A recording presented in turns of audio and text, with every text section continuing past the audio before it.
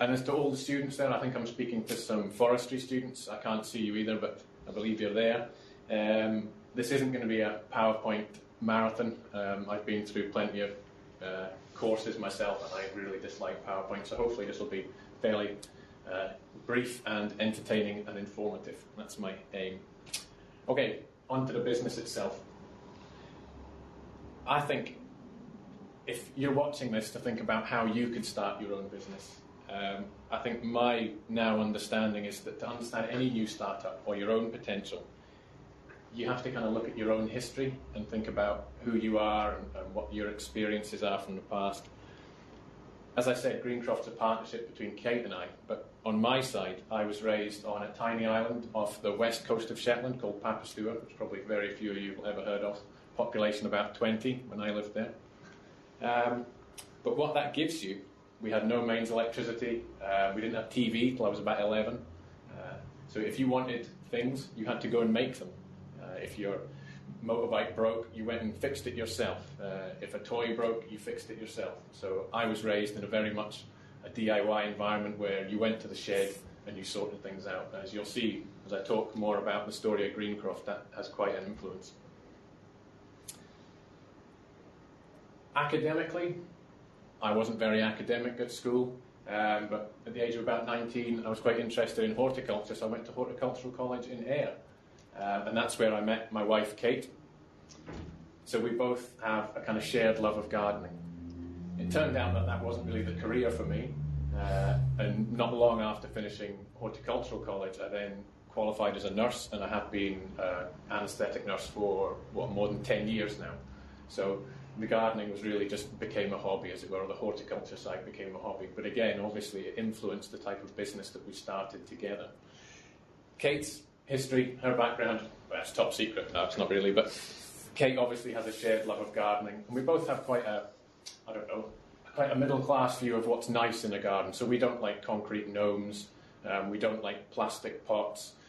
I used to be a dry stone diker as well, so we're very into stone and wood and trees and things like that. So quite an authentic view of what's tasteful and what's not. Okay, enough about me. Let's just want to briefly run through what I'm going to cover in this presentation, if I can press the right button. Learning from the mistakes of others. That's what I'd love anyone watching this to do. I think the previous presentation about branding, the guy talked a lot about the mistakes he made. Some of you have seen it, some of you probably didn't. But that is a classic when you start any business. There's that great phrase, life is too short not to learn from the mistakes of others. So we really don't have the time to make all those mistakes again. So if there's anything you guys can get out of this presentation today, it would be to avoid some of the things I did or some of the things we did. So first of all, how it all started, so the bright idea. Our first interaction with Business Gateway, which was tough, but worked out great in the end. A little bit about patents and registering designs, which is again a journey we've been on for the last 3 years or more, and I've got, I would say, quite a good knowledge about that now. A tiny bit about brand development, again that's been covered in the earlier presentation, but just how from a zero point of view, how we built up a brand. A little bit about communicating with our customers. Again, I think we're starting to get better at that, and I've got some stuff I'd love to cover about that. Something about the product life cycle, which some of you may know who've been in business before, how there's a sales curve and it soon drops off again as people get bored of your product. And something at the end I'd love to discuss with anyone who's interested, which is I would call the craft conundrum, or how you grow a craft business. Okay, so... Right, the bright idea. I'm not sure, how well can you guys see these slides, I wonder? I'm not sure how clear they are. They're a bit hazy here. Anyway. You can see them really well in Inverness. They're really clear. Excellent. That's really good. Thank you.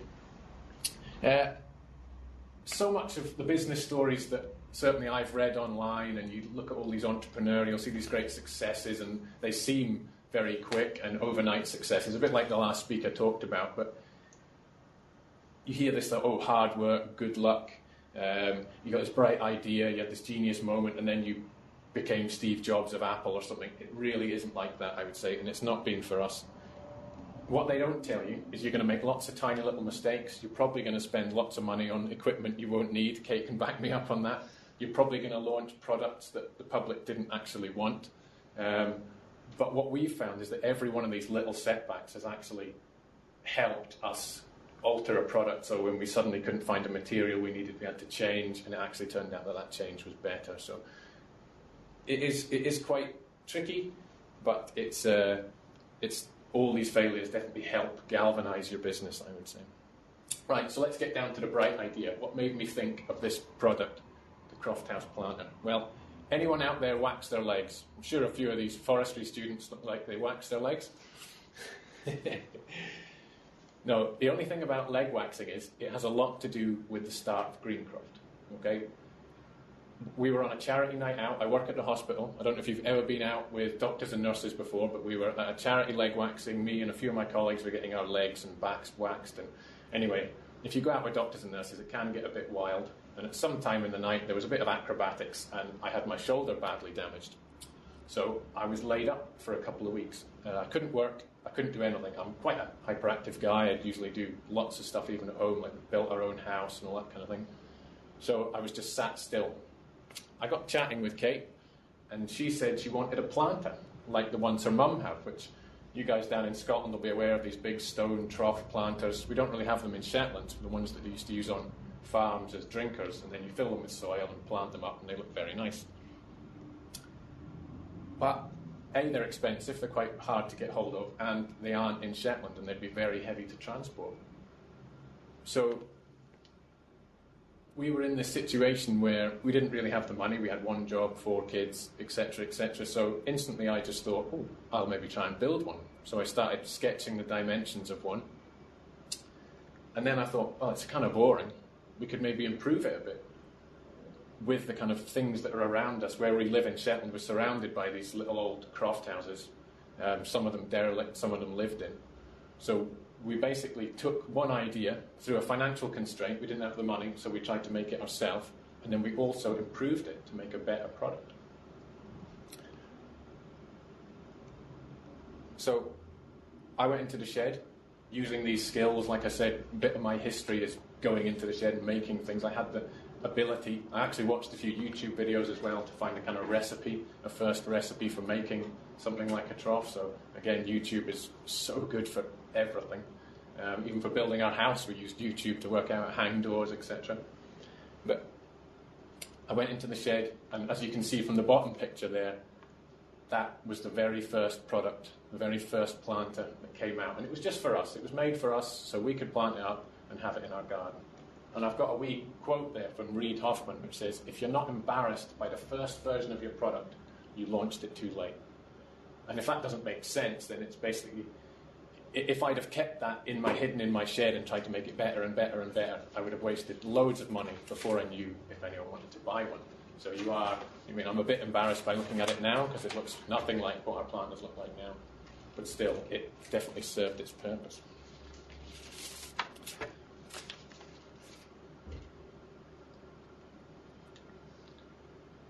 Okay. The thing about that first product, that first rough brown planter, was that when people saw it, their first response was, I want one. So our neighbours saw it and said, oh, that's really nice. How can I get one? So we kind of knew suddenly we were onto something, that we'd made something that people wanted. So we started to kind of smell the smell of a business, that we could maybe start a craft business, or maybe we could make another one, we could make them better, and we could sell them. So I did a wee Google search, and up came Business Gateway. And there was a local office in Shetland. They seemed to be the people to go to who could help you start a business with great advice and all this kind of support. So I was very excited. I was cheerfully informed by Business Gateway as well. They had a visiting expert who had come from Glasgow or Inverness. He was an expert in manufacturing and product development. Oh, I was so excited. So all these photos on my phone, I had on that first brown planter. I duly went along to the appointment with this guy, and I showed him the photo, and I sat back, waited for his congratulations to tell me how clever I was. And then came the defining phase of Greencroft, I would say, over the next few years. he looked at me with a kind of sad face and he said, what makes you different from the man up north who makes the concrete otters? Okay? And to me, a person who absolutely despises a concrete otter or a garden gnome or anything else like that, I was absolutely floored. I was completely raging. To me, I'd created something totally different. I thought I'd taken a cultural icon, the Croft House, I'd made it usable, I was making it out of sustainable ingredients, and it had real Shetland stone in it and all this kind of stuff. To me, it had all these values, and it had all this great, it was a great product, but to him, it was no different from any other garden ornament that he sees in somebody's garden. Of course, I went home and said to Kay, I was ready to give up. I just thought, oh, he's right, it is just a concrete otter, it's no good. But then I got mad, and I really wanted to prove him wrong. And actually what he did for us was a great favour that hopefully anyone would do with you if you were launching a business or a product or a service or a website, which is to say to you, what makes you different? I mean, I know it's a cliche, but what makes you unique? Who makes it? What's in it? What can you do with it? And most of all, what does it say about you if you buy one and give it to someone else? So just a quick example. If you go to get your dad or your grandpa a bottle of whiskey for Christmas, you don't buy him a bottle of Bell's cheap whiskey because that's maybe what he drinks. You go and buy him a bottle of malt whiskey because it has some kind of added value, it has a story behind it and all this kind of stuff. And it's the same with our products. What we needed to get across was our value, our story and our origin. And that's something that we've been trying to do ever since. So Business Gateway was a good help, just in case there's any Business Gateway people in. Okay. A very quick run through of our experience of the patent process. I think it's something that interests people because when we think about patents, we think about making lots of money or complex ideas or anything like that. And because almost all of our products are completely unique, then we've registered them as a design patent. I probably should have called this slide Patents, a Warning from History, because I don't know if there's anyone out there who's tried to do a design patent or a design registration or tried to patent a good idea they've had, but I feel for you. At the moment, I think we have 6 design registrations, and in the past we have tried 1 technical patent as well. You might, like me, have a moment where you design something like the Croft House planter and you're suddenly like, oh, I need to keep this protected. I don't want anyone else to copy it. So you rush off and you get it patented or design registered. And now, I wouldn't say that was wrong, but I would definitely say that it can be foolish. Why? Because, well, like us, as you can see from that picture there, our later products look really very little like our first product. So your product's likely to change and morph. Another lesson is that what you've come up with may well be new to you, but it's not new to the industry it applies to. So I've come up with stuff to do with cement mixers in the past on a completely different system, completely different business altogether, and it turned out that something like that had already been done. But I wouldn't know that because I'm not part of that industry. So you need to be very careful before you spend money on patents. And also, most of the time, your idea might be rubbish, sad to say. But that is what happens. You have a good idea, it fixes a niche for us. Like me and Kate, we wanted a planter that was shaped like a Croft House. Great. We could have done that and everyone else could have gone, God, that's awful. And so that's fine. We would have just have made one. But if we patented it, that would have been a waste of money. So just very, very cautious, I would say. Quickly point, design registration versus a patent. We call it all a patent, but really if it's a pattern or a shape or a certain way text is, then you register that as a design. If it's mechanical, like how a gearbox works or something like that, then that's a patent. That's a mechanical thing, so that's the difference in that. So obviously most of our stuff is design registrations because it's how our boxes look or how our planters look. And what do you get? Well, you probably don't get protection from the Chinese copying it. You definitely won't get rich off it, trust me. But what you will probably get is it will help you sleep at night. If one of you forestry student guys has invented a new shape of box or a new product out of wood and you like it and you know it's going to sell well and people already want it, do a design patent on it? Why not design registration on it? It certainly gives you some protection. Here, I would say one of the most important things to do, we had a guy talking about branding previously, is once your business is up and running, you will be developing a brand. Much more important, I would say, to copyright and trademark your brand and your marketing material, because that's really what your customers are buying into as much as your products. And that's becomes some of the value in your business, is what you are. In Shetland, we have a lesson from history as well. I think Wendy Inkster, who runs Borough Bears in Shetland, which is a craft, very well-known craft business that makes little bears, and they're in Fair Isle pattern wool, so they're actually made out of old Fair Isle jumpers.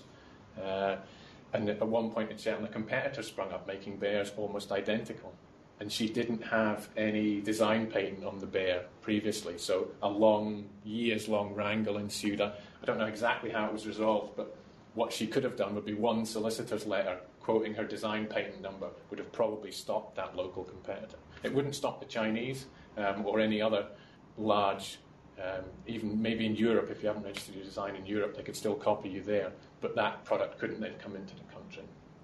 Well, you could try and stop it. Again, that's quite expensive. I would say, from my experience, I've probably wasted a fair bit of money on patents. What you should do, I would say, is show it to people you trust, get a non-disclosure agreement which costs nothing, and show it to someone in the industry to which it's relevant and say, do you think that's going to fly or not? If they say yes, then go and think about patenting it. But maybe launch it first. Take a photo, email it to yourself. That shows that you were the first to come up with it, because then it has a date on it. Okay, enough about patents, but it is very important in our business because, like I say, all our products we've come up with have been unique.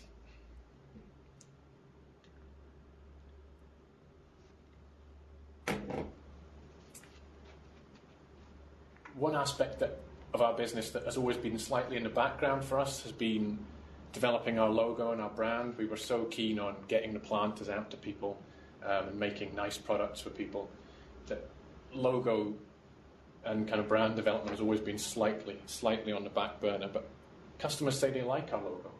And why do they like it? I think looking back on how the process evolved, if you see at the bottom picture there, the Greencroft, the very simple logo, that's the very first one we had made. Doesn't tell you a huge amount about what the business is, does it? But I think it looks quite nice. It's very simple. It's very memorable. I think key point, first of all, if your logo contains some kind of iconic image, so something that people aren't going to forget. So in our case, it's the Croft House we've chosen. And it's you that needs to come up with your brand, I think. What I did, first of all, was I was actually on a beach in Shetland, and I took my finger and I drew in the sand a kind of a Croft House with my finger.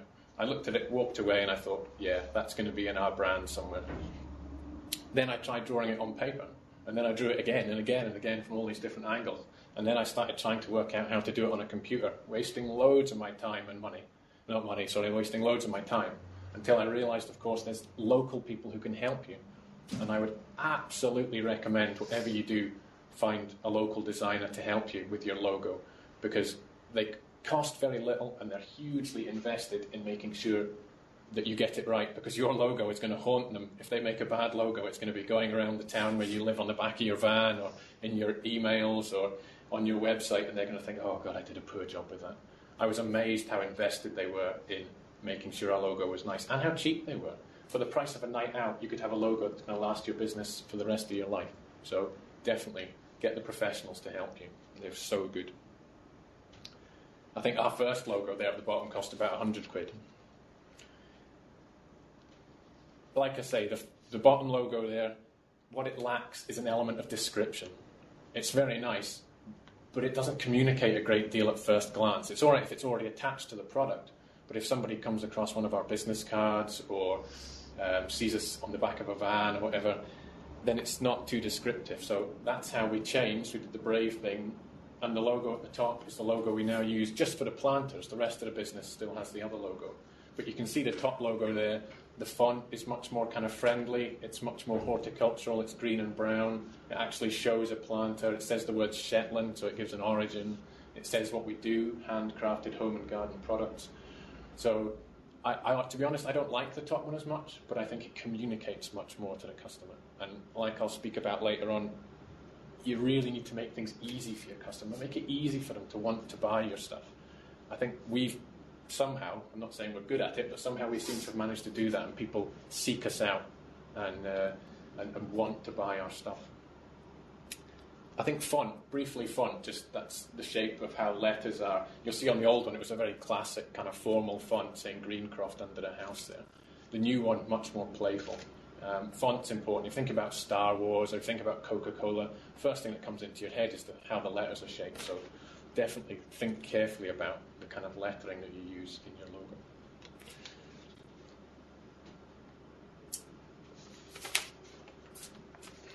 Okay. Communicating with customers.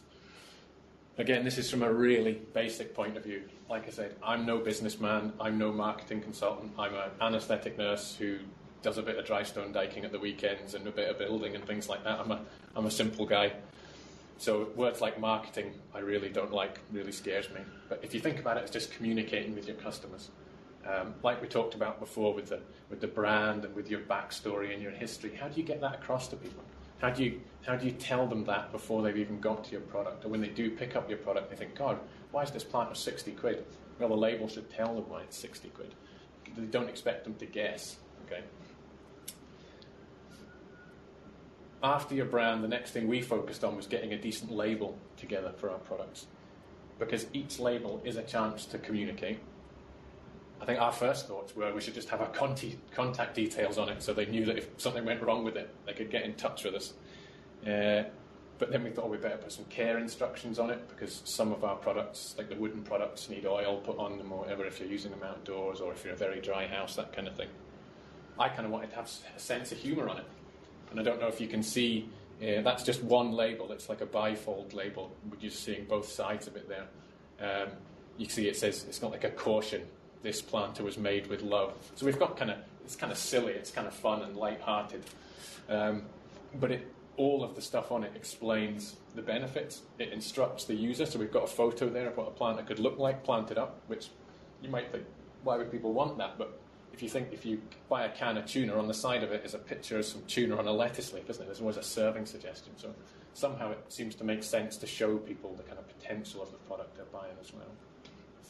Also on the back, we decided to have some of our other products. So it's also like a business card. So it shows that they could then go and get some other stuff from our business. And we've stuck with this label now for quite a long time, and I think it's really, really successful. It has all the aspects. It's got the logo, the picture, communicating our values, and directing them to our website and our Facebook page. I think I've got at the bottom there, obviously, Facebook. Okay. For us, as people use loads of other things like Instagram, Twitter, all that kind of stuff. For us, Kate was just saying, our business, probably 70% of our sales come through Facebook. There's an app called Pages that goes with Facebook, and that allows you to have like a business page. It's completely free, so people can message us, place an order. Kate can tell them when it's ready, direct them to the house, all that kind of stuff. Facebook is incredible. It is incredible as a business presence. But my warning to you and my experience would be careful what you put on there. Like the previous guy said, don't mix up your personal and your professional pages. That's a no-brainer. Only post on when you've got something to say. We tend to sit at about 2,000, 2,100 likes, so people who are kind of following the page. If we post too often, I notice that those likes start to disappear. So just rarely, and at times when you've really got something to say. So for us, it's coming up to Mother's Day, coming up to Christmas, as the weather starts to warm up in Shetland, that kind of thing if we're pushing the garden products, okay? Or if we're launching a new product, or something nice has happened about our product, that kind of thing. But just less, I would say, is more on Facebook. And obviously respond to your messages very, very quickly. We do have a website as well, and we get a fair few orders through that, but again, the website was built by me, so if any of you got your smartphones on you, I'm sure you can see it at greencroftshetland.co.uk, I think it is. It's pretty slow and clunky, and I think when we get some more money together, we'll probably get another local expert to make us a nice, smoother website. Okay, almost finished, guys, almost finished, trust me. Right.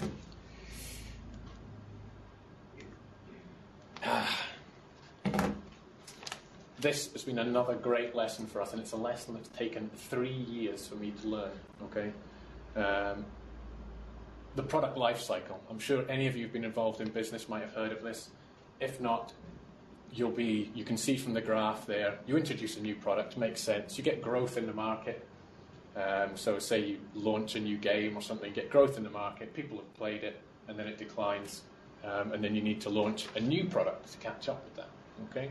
That's what they call the product life cycle. And it's a simple concept. Well, right at the start of Greencroft, I think we were, maybe our planters were a bit advanced, we could have been about 8-9 months in. I went to the museum, we've got a local museum, very popular with tourists, to see if they'd let us put one in their kind of garden in the car park, so that tourists could see it and come to our house and buy it. I don't know why they would, because at the time our planters were still huge. But anyway, that was my idea. And I got chatting to the shop manager. It turns out that she was a New Zealander. She had a background from business development in New Zealand. And we were chatting away for a long time. She was very enthusiastic. She said, yeah, you could put a planter in the car park. That would be absolutely fine. They were obviously too big to stock in the shop. She said, but Luke, what about the product life cycle? Forgive the accent. What are you going to make next? And I was like, oh, God, of course. And I suddenly started thinking to myself, in a year's time, no one's going to want to buy planters. I'm going to have to think of something else.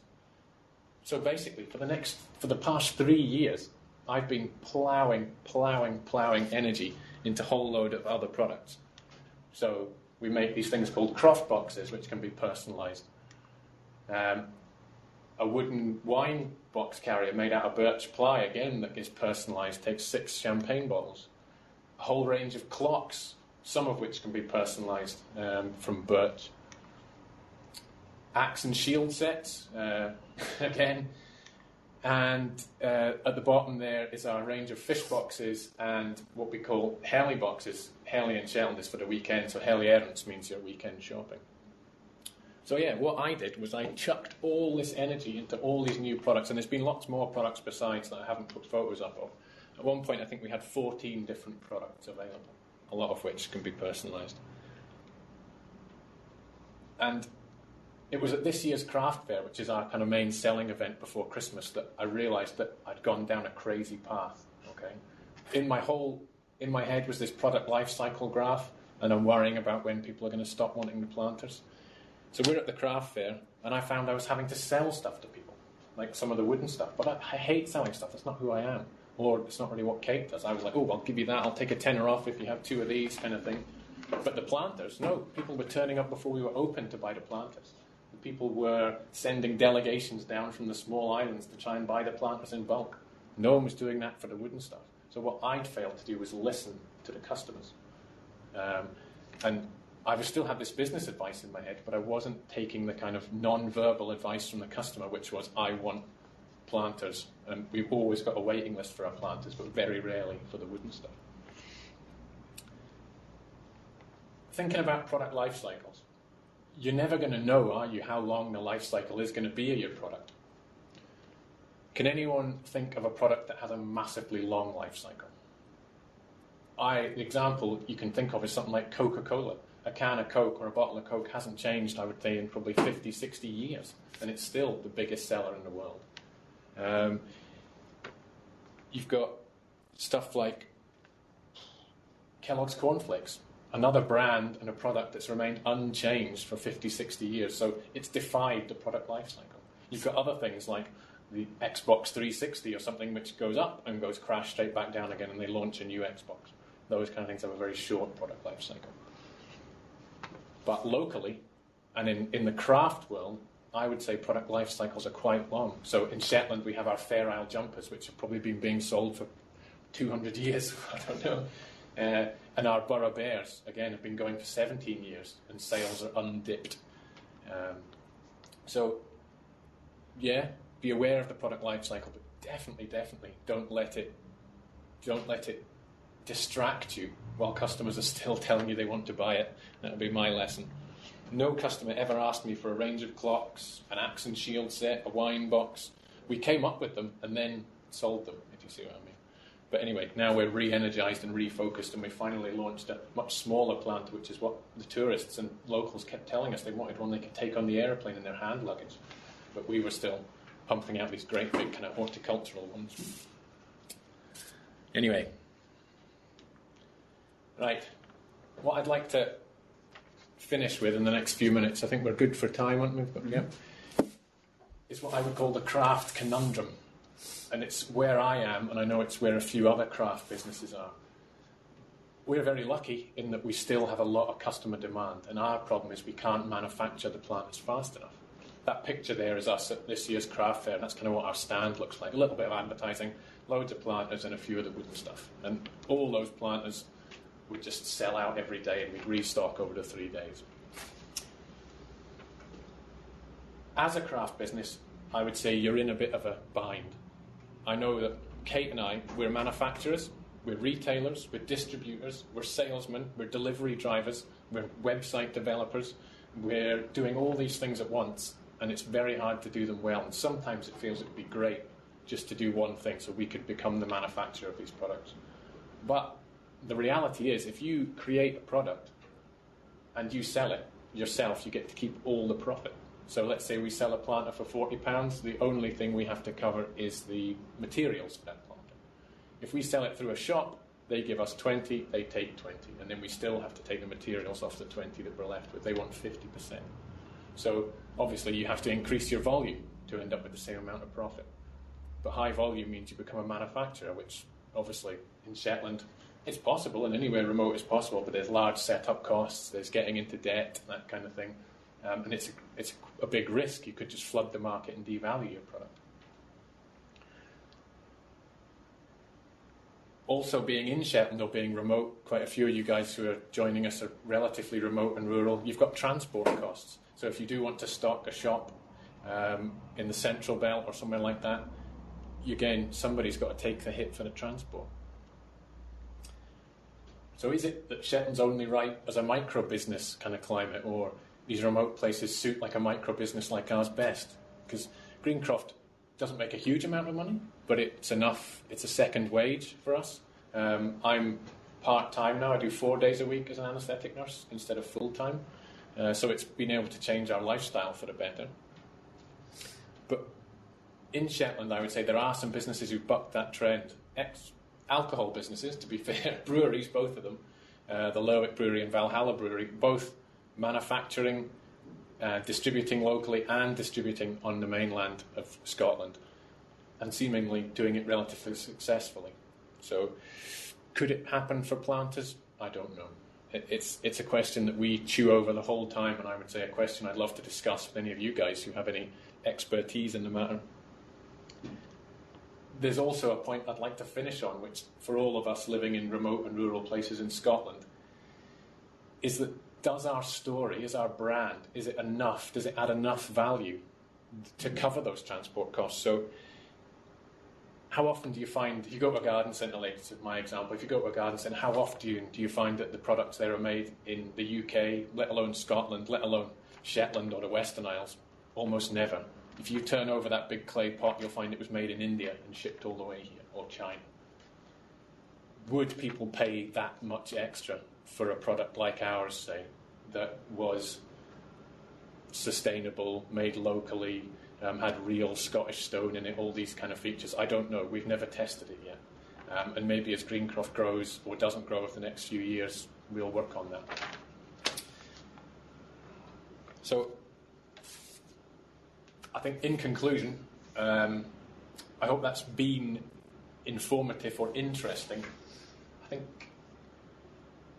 what we've always tried to do is make products that we liked and then show them to other people, and if they like them, then they've become a success. And I think that's a good foundation. I think Kate's has been a great influence. Like I say, I'm a crazy enthusiast. I rush into things. Kate's much more, no, we're going to take our time, we're going to do it a bit more slowly. And I would say that's a great lesson, is to do things slowly, and don't get into debt. We've run a completely debt-free. You hear from a lot of people who say, oh, my first business failed and I had to go bankrupt. If our business failed tomorrow, we just have 2 extra sheds on our land that we didn't have before. That's it. I mean, we've done it slowly and in a debt-free way, and I think that's there's a lot of advertising online for big loans and innovation loans and all that, and be careful. Do your research very carefully first before you get into debt, because you don't spend other people's money as wisely as you spend your own. It's like the last speaker said. Okay, thank you very much. Any questions? Hi Luke, it's Ros back in Inverness. Hi.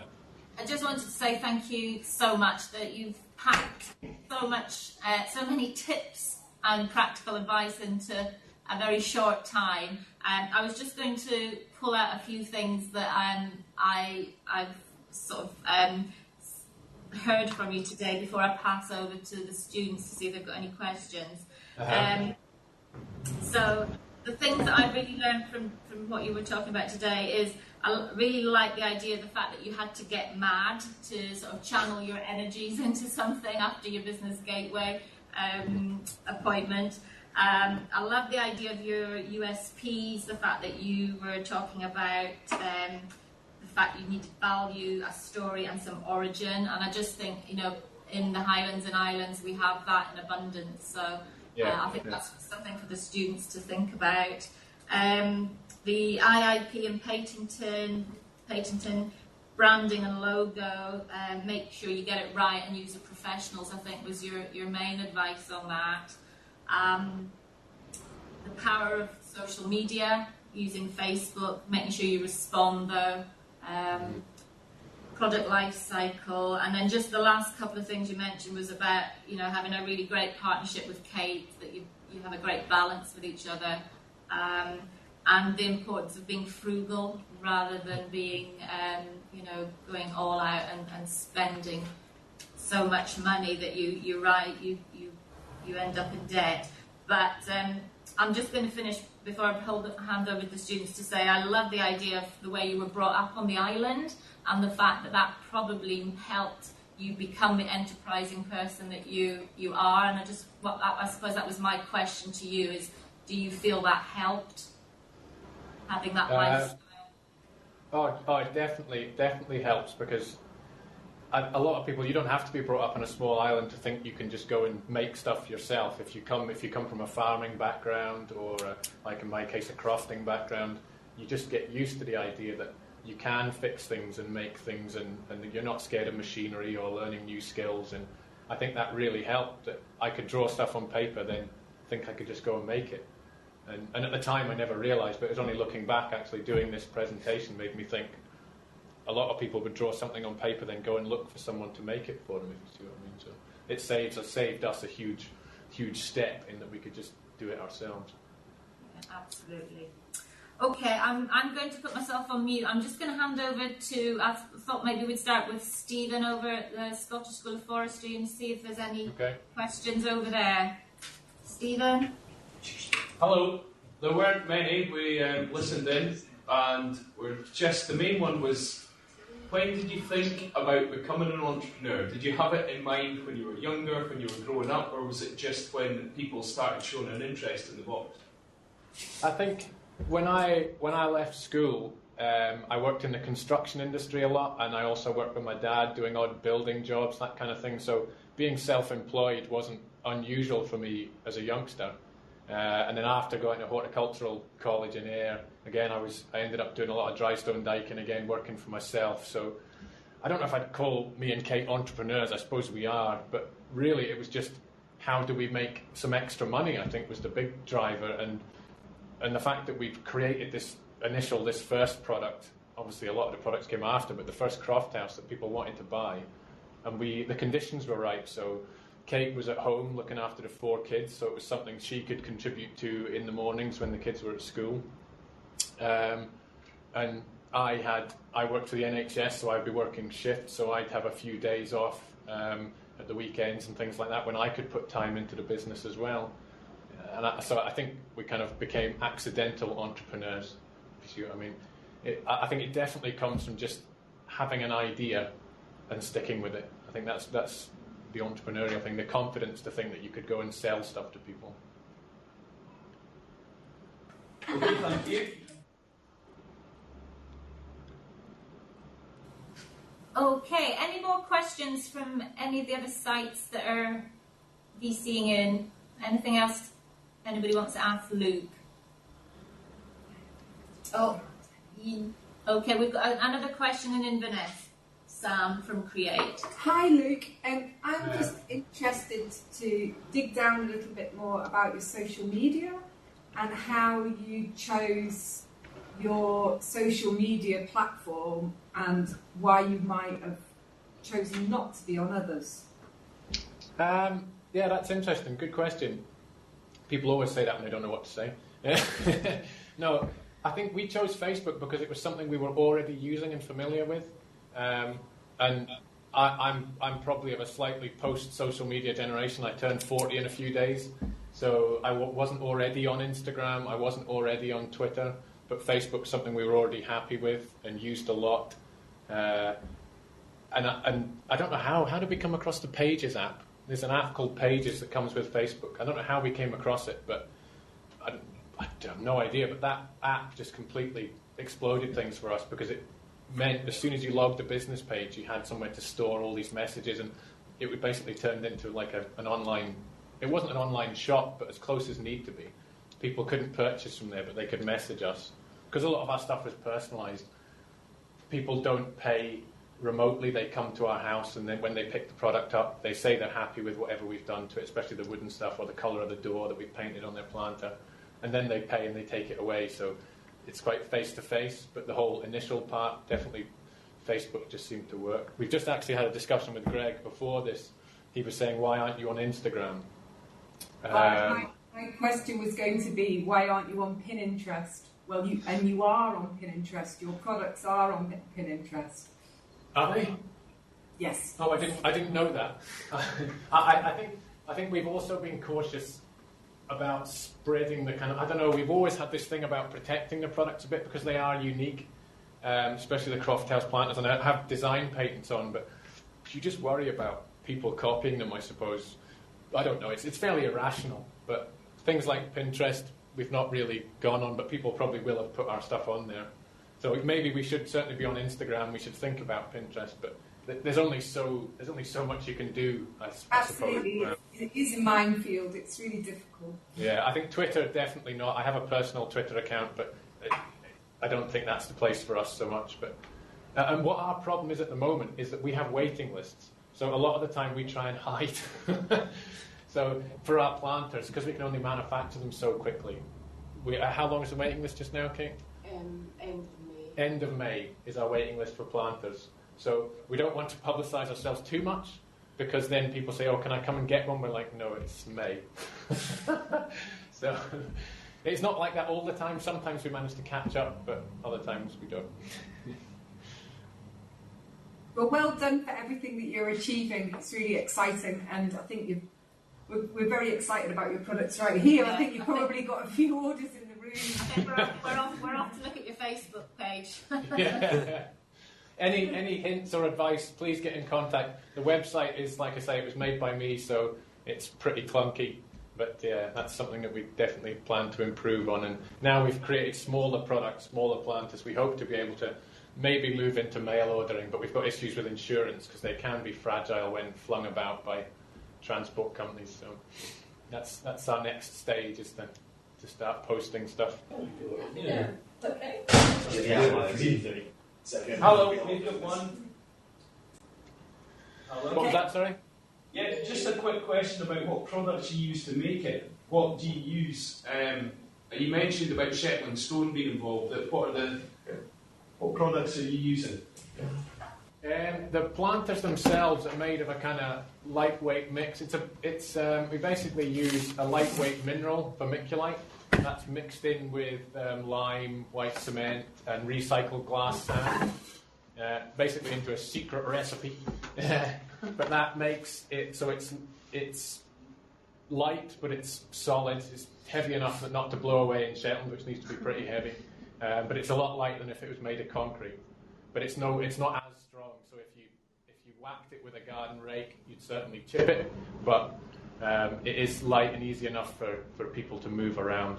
We do make, that's just the plant, as all of our other products are made out of wood. They're made out of birch or whatever, or larch. And the stone, the stone, that goes into the mould before it's poured, and that is just the lintels above the doors and windows. And that's visible to the customer, they can see the bits of stone.